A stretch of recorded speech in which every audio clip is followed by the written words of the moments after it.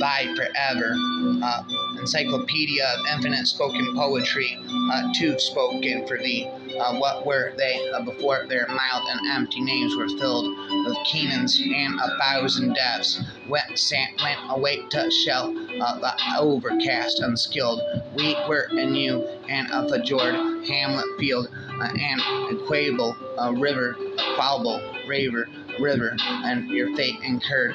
Ought to have been and ought to be today to preserve unheard. But thus the earth expands, new meadowlands, new mountains, and the mind of the child at school rise where gun barrels probe the map and point to what they met, being devastation school to erase from earth the guns anew. Pharaoh for the geography master, bright and burning, a milestone on the old road that bends towards one more turn and one more mankind. I who walk trusting by your side and now stand apart, or do I plead against the tide, standing upon a world, a shipboard? If sin on sin is all the seed you learning sows, why then my kind indeed, the servitude of spirit has to be endless. I shall cry as long as I can my plea, as long as I can my plea. But you, but Bay and Virgin Hill, and you saluted vales and homestead hounds, a couch to await a carcass like Sedan, and you small isles where death discovered grounds, his keel and undreamed of epic bounds, small places, New America so long doomed to great fame, whose ruinous bounties swell by mutiny howl, give tongue and see your destiny through, come bright and burn, and so many new stars ranked in armies make, not only history to a new design, but a new geometry on a sky and wreck, and you let rid of bloody speak, rise a new dispensation on our sight, that sometime man in time to come shall turn more hopefully to the delight. I saw Budapest burn, and I saw Budapest burning around a people's head before its fall, a glowing a wreath of fire. War was dead. I saw as if someone else amid a briar bush of exploding shell, a corpse, a nightmare carcass, crushed. There was moonlight that morning, 6 o'clock, New Year's Day. The house wreck I was standing on at dawn turned gray. A little moses, brushes, a burning earth, a shell with rabid shriek. Burst screaming something, a god of fire. I tried to speak. In the icy snow of the street, I saw a human head, a bas relief, trampled flat by that some inhuman tread. I saw a baby still blind, close to its dead mother, not milk to suck, but blood, blood not wool for cover, the nut wrapper forever. Old placid nights you two have become, ennobled as the past, the sparkling table wreathed with the poets and their young wives. Where have you slipped away to on the mud of these memories? Where has it gone the night when the quick-witted friends still sipped a penna, Gio gladly from the bright-eyed, shapely glasses? Limes of verse swam in the lamplight, glistening while green adjectives surfed on the foamy crest of a meter, and the dead lived. The prisoners were home again, the ones who had disappeared, dear friends. They wrote more poems of those long since fallen, with the earth of Ukraine and Spain, of Flanders piled over their hearts. There was those who gritted their teeth and charged into the gunfire and fought only because there was nothing they could do against it. and while their company lay around them, uneasily sleeping under the grimy lid of night, their minds paced the rooms which were their refuge, island, and cave. In this social order, there were those who traveled sealed in captive cars to nowhere, and those who stood fear-frozen and weaponless, sent to clear minefields, and those who went willingly, weapons at the ready, mutely, for they knew that this battle concerned them down below. And now the angel of freedom guards their great sleep deep in the night, and there were never mind where have the wise wine bouts gone. Conscription of slips urgently flew at them, fragments of poems multiplied, and the wrinkles multiplied around the lovely smiling lips of the young wives, and beneath their eyes the fairy-like girls moved with heavier tread through years of war. Where is that night, that tavern, that table under the nurse's breakfast? Again, inside of my head, the lyrics begin again and again. The lyrics begin again and again. Short were the hours which were so gaily passed. In love and there my trust I finally placed, possessed of all my soul desired to taste. I careless deemed they would forever last, quite unsuspecting any fraud of thine. In that blessed state my time was employed, each passing scene I proudly thus enjoyed, thinking what truly happy lot was mine. The glittering veil removed, no joys remain. The brilliant structure which thou baddest arise, which fed my vanity and ruin lies. What hapeless end in love to trust, how vain, but why surprised? The fate may soon be guessed of hopes which in the hands of a fickle beauty rest.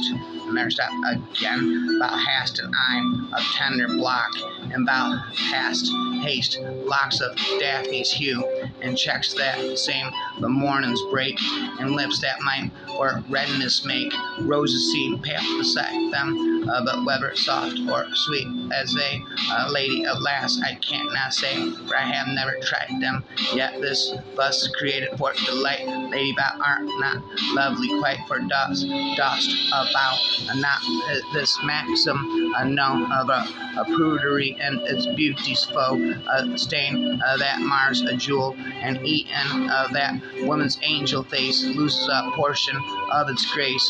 If woman's heart be cruel, love is sweet and blooming, boy, yet glowing with the bush of joy, and still in youth's delicious prime, both aged at as part but time withering. God despises, lady, what wouldst thou forever be as fair and young and fresh as he? Do all that love advises thee, while on the margin of the native shores, in death's cold hour, a silver signet lies, about soft melodies of woe and tuneful sighs and lamentations, while he plaintive years she still charmed of life, and whilst he yet employs and deplores the dear dark night that seals his closing eyes, and murmured grief for lost existence dies so lately, while scarcely lingering in a world of pain, my weary spirit treads the verge of death. O lady, then thy poet's part in death shall faintly animate his final song. Never stop spitting all night long. There's a spitting all night long. My final song. There's spitting all night long. My final song. Well, it is a pleasant indeed while the summer lasts, with a mild pheasant song. But now I feel the northern wind blast. It's severe, wet or strong. At last, the night seems so long, and I, because of the momentous wrong, I now grieve, mourn and fast. Now the rose and the lily skyward flower that will bear for a while that sweet savor and summer that was tide. There is no queen so stark in her power, nor any lady so bright in her bower, that death shall not summon and guide, but whoever forgoes a lust in heavenly bliss will abide with thoughts on Jesus and now frail at his side. Now skunk, a spit rose, and a lily flower, lily flower that when a wet willing bear nurse a rapper forever, and stops rapping after inside of my head. Voices began coughing, hacking out lyrics. They said, "Oh, my mind worshipped a lotus feet of the indestructible Lord. Whatever you see twixt earth and sky will perish. Why undertake fast and pilgrimage? Why engage in philosophical discussion? Why commit suicide in the narrows? Take no pride in the body, which will soon mingle with the dust. This is like the sporting of sparrows. This will end with the onset of night. Why don't the orchard robe and leave home as a sandy yasa about those who adopt the external garb, grab a yoki, but do not realize the secret truth, are caught again in the net of rebirth. Amira's Lord is the a courtly, a good harpery, designed to sever, O master, all the knots of and her heart torn apart. When the whole world rests in slumber, a dear love I keep riven from him, and a glorious palace of pleasure estranged. I sit awake and see a forsaken girl with a garland of tears round her neck, passing the night counting stars, counting the hours to happiness. If I had known that falling in love was to fall in with pain, I would have beaten a drum proclaiming throughout the town that love was banned for all, rhyming again from afar, the never-ending rap from afar. Side of my head, the voices begin, echoing never-ending poetry again. On. Side of my head, voices begin. Voices won't ever stop speaking again. Side of my head, where do I begin? Speaking of voices again. Janas, hear my prayer as I once again open my front door, creating a portal from the safely of my dwelling to the cruelty of the world. The gods of the roads protect me. I turn my back on my comforts, my security and loves. Watch over my body as it makes this journey. I take well-worn roads and familiar paths out and away from my home. I will climb hills and cross rivers, traverse miles of this earth, a journey into unknown places. The way may be dangerous, save me from harm. The way may be long, grant me straight to go on. Grant me strength to go on. The way may be hard, toughen my feet. The way may be unclear, give me clarity of sight. The way may be lonely, provide me with purpose. I offer you life, given corn harvested by my hand, votives dedicated in your name. This wine poured on my home's threshold, a vow to always honor you. Accept my prayer. May I return unharmed and enriched back to my home to honor the gods. Hear me, layers. Hear me, that death is half an inch and untold years away. A strip of metal coming beneath between now and nothing, but in the end cannot protect him or her. This woman burned inside a soldier's heart helmet. Perhaps when war came, war inevitably does.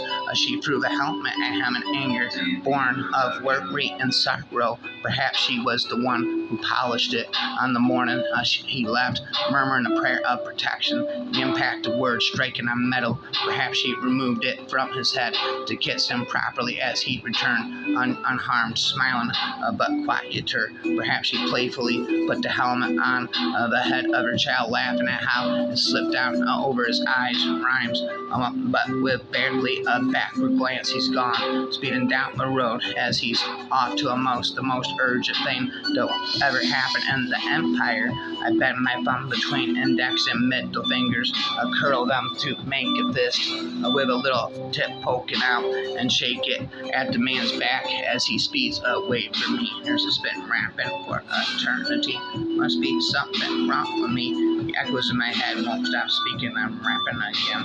Echoes in my head again and again. The echoes in my head again and again. Echoes in my head never stop. I said, why won't they stop echoing inside of my head? Never stop infinite poetry again. Never stop it again. Inside of my head, the voices begin. Never stop it again. Never stop it again. I said it again, over and over again. The voices in my head. I would like to know what this world is. I would like to know what it signifies. Perhaps it's my ignorance or my lack of education. But has anyone ever heard of it? Rapping, I spit it. Never stop spitting again. Never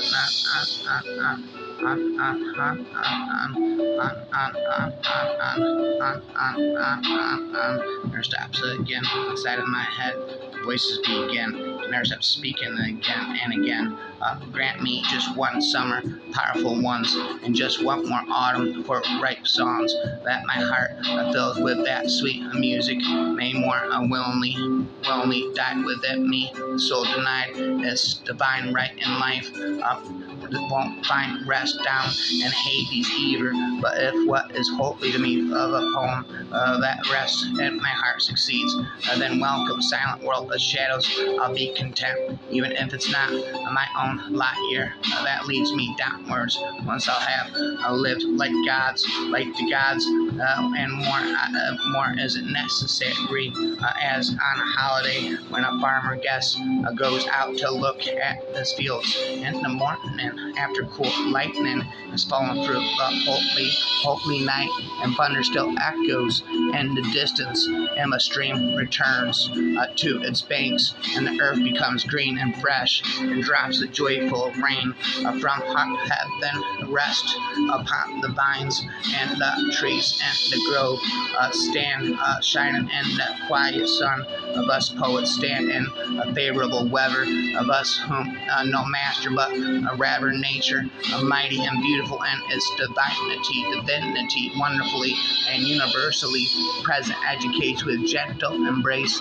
And when nature appears to sleep at some seasons, either in the sky or among plants or nations, thus the aspect of poets is also mournful.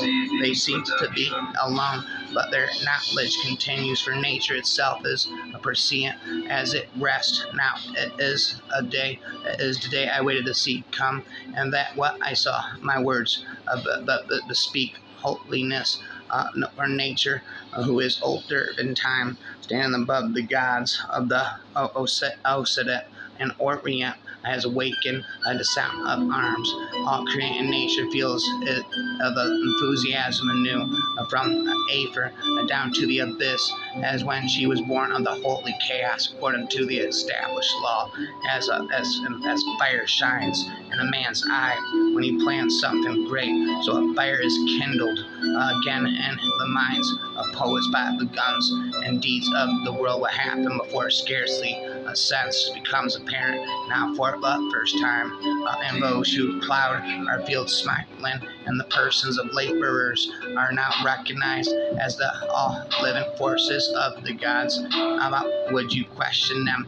The spirit moves in song, grown from the sun of day and the warm earth, and from storms of those of air, and others originating fiber within the depths of time, more imperceptible and meaningful to us, drifting between heaven and earth and among nations.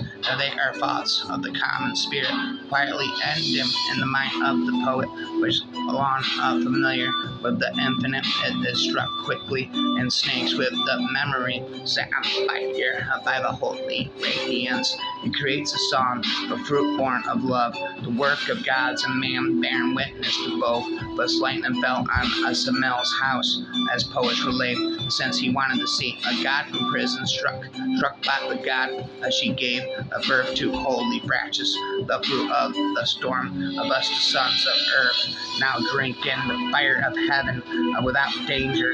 And it is our duty, poets, to stand bareheaded under the storms of God, gasping with our own hand, the Father bearing beam itself, and to off the gift of heaven, wrapped in song to the people it If our hearts are pure like children, and our hands are guiltless, the Father pure radiance won't sear, and the deeply shaken heart, Sharon, the suffering of the stronger God, will endure the rage and storms when he approaches. But alas, and now I had come to seek the gods. They themselves cast me down to the living.